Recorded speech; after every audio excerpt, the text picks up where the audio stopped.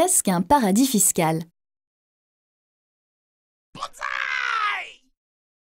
Les entreprises sont imposées sur leurs bénéfices et les ménages sur leurs revenus.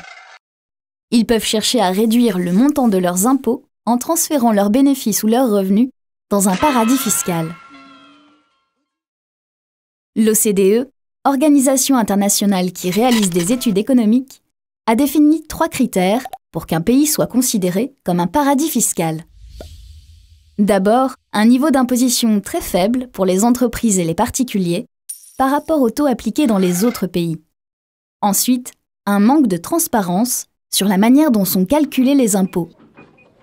Enfin, un manque de coopération du pays qui refuse de donner des informations aux autres pays sur les montants d'impôts déclarés ou sur les identités des déclarants.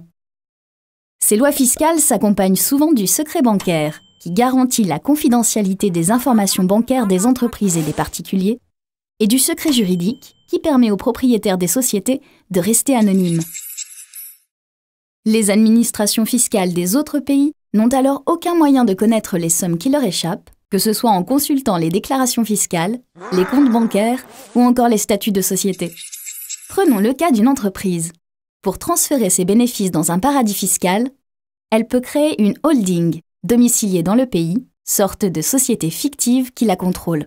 L'objectif est de transférer le maximum de ses bénéfices vers cette holding.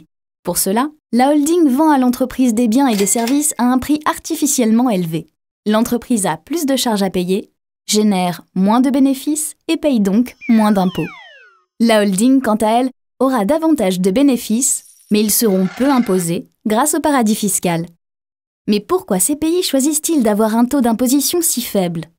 Les paradis fiscaux sont souvent de petits territoires ayant peu de ressources et de faibles capacités de production.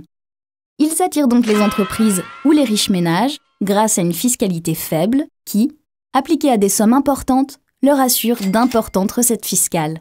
Ils peuvent ainsi acheter les produits qui leur manquent et se développer.